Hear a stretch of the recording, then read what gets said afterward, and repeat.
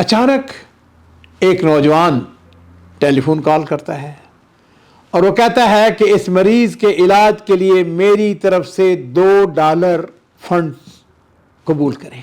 اسے کیا مانا؟ ہمیں $1.5 لاکھ اکٹھے کرنا، تم صرف $2 دے رہے ہو۔ ایک دن پہلے تک اس کے پاس صرف $4 تھے، لیکن اب اس کی کیفیت کیا ہے کہ اب اس کے پاس بہترین جاب اور اس کے ساتھ ایک خطیر رقم اس کے پاس ہے۔ السلام علیکم ورحمۃ اللہ وبرکاتہ۔ بسم اللہ والصلاۃ والسلام علی رسول اللہ۔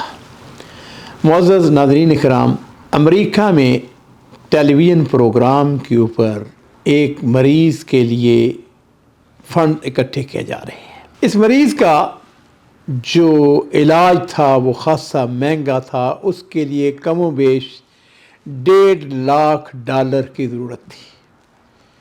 مریض کی حالت خطرے سے باہر نہیں تھی، بہت ہی سنجیدہ کیس تھا۔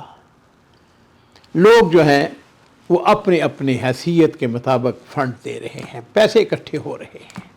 اچانک ایک نوجوان ٹیلی فون کال کرتا ہے اور وہ کہتا ہے کہ اس مریض کے علاج کے لیے میری طرف سے $2 فنڈ قبول کریں۔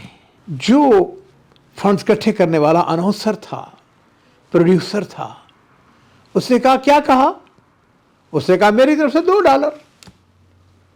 اس نے کہا کیا مانا؟ ہمیں $1.5 لاکھ اکٹھے کرنا، تم صرف $2 دے رہے ہو۔ اس نے کہا میں $2 اس لیے دے رہا ہوں، ایک تو میرے پاس جاب نہیں ہے، جاب لیس ہوں، اور دوسرے میرے پاس صرف $4 ہے۔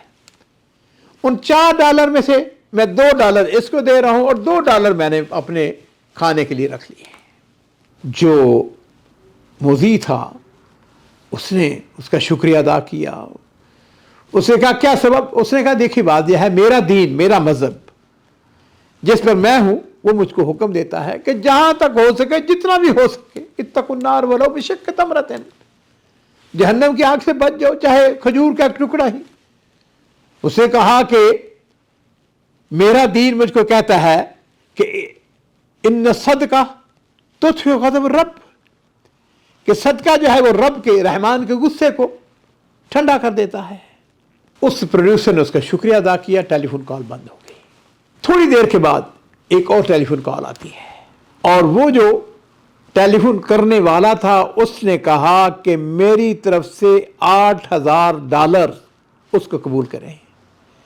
اس 8,000 میں سے $4,000 اس مریض کے لیے ہیں اور $4,000 اس شخص کے لیے ہے جس نے $2 ابھی فنڈ دیے ہیں۔ اس نے شکریہ ادا کیا۔ ایک اور ٹیلی فون کال آ گئی۔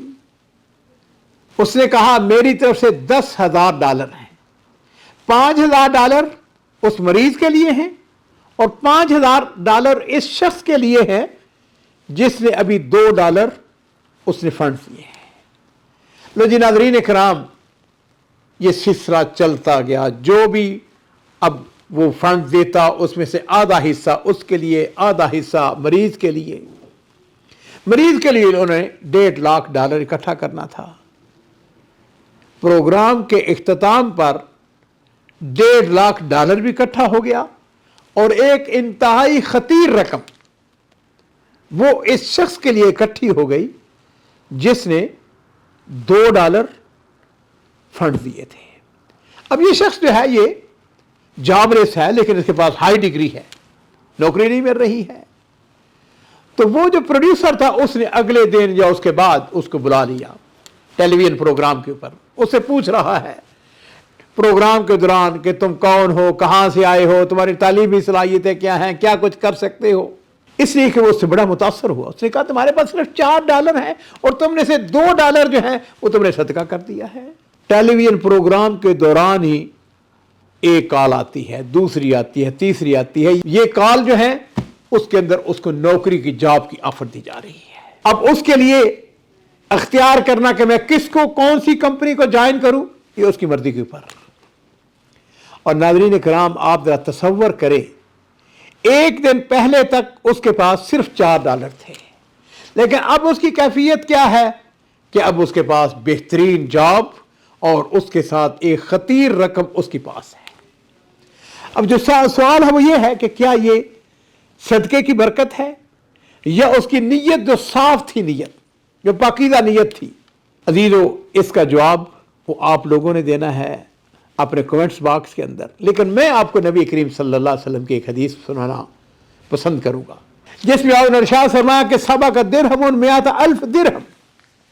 آپ نے ارشاد فرمایا کہ بعض اوقات ایک درہم 1,00,000 درہم سے بھی زیادہ اجر میں بڑھ جاتا ہے. صحابہ کرام نے پوچھا اللہ کے رسول وہ کیسے؟ تو آپ نے ارشاد فرمایا کہ ایک شخص کا کل اثاثہ 2 درہم ہے اور ان میں سے وہ 1 درہم وہ صدقہ کر دیتا ہے. گویا اس نے اپنا نصف مال اس نے صدقہ کر دیا، جبکہ ایک شخص کا بے شمار مال و دولت ہے، پیسہ ہے، اور اس میں سے وہ 1,00,000 درہم وہ صدقہ کرتا ہے جو کہ اس کے کل مال کا معمولی حصہ ہے.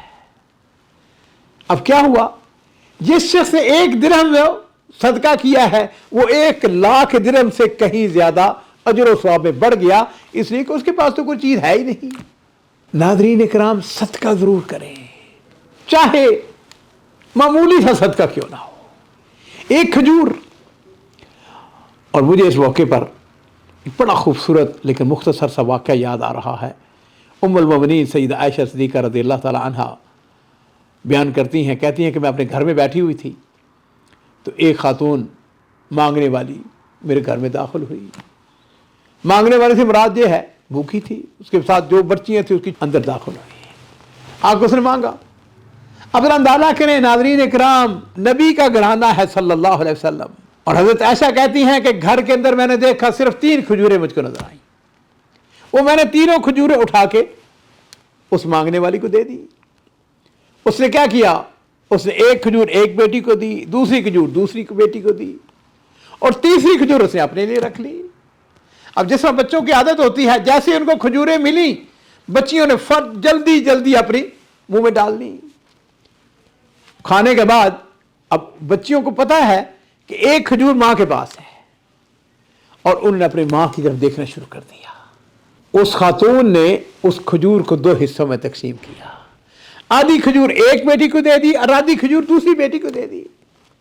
ام المومنین سیدہ عائشہ صدیقہ رضی اللہ تعالی عنہا بڑے تعجب کے ساتھ اس خاتون کو دیکھ رہے ہیں کہ بھوک تو اس کو بھی لگی ہوئی ہے، لیکن یہ اپنی بچیوں کے لیے کتنی ان سے محبت کرتی ہے، اظہار کر رہی ہے، قربانی کر رہی ہے. کہتے میں نے کہا اپنے دل میں کہ میں نے کہا جب رسول اللہ صلی اللہ علیہ وسلم تشریف لائیں گے تو میں ان کو بتاؤں گی. تو نبی کریم صلی اللہ علیہ وسلم نے جب تشریف لائے تو حضرت عائشہ رضی اللہ تعالی عنہا نے یہ پورا واقعہ بیان کیا. تو نبی علیہ الصلوۃ والسلام نے فرمایا کہ اس خاتون نے اپنے لیے جنت کو واجب قرار دے دیا ہے. یہ دوسرے الفاظ جو ملتے ہیں حدیث کے اندر وہ اسی مفہوم کے ہیں کہ اس کے لیے اللہ نے جنت کو واجب کر دیا ہے. عزیزو، اتقوا النار ولو بصدق ولو بشق تمرۃ. چیریٹی ضرور کریں، محتاج، مساکین، بیوہ، یتیم، چاہے معمولی سی ہو.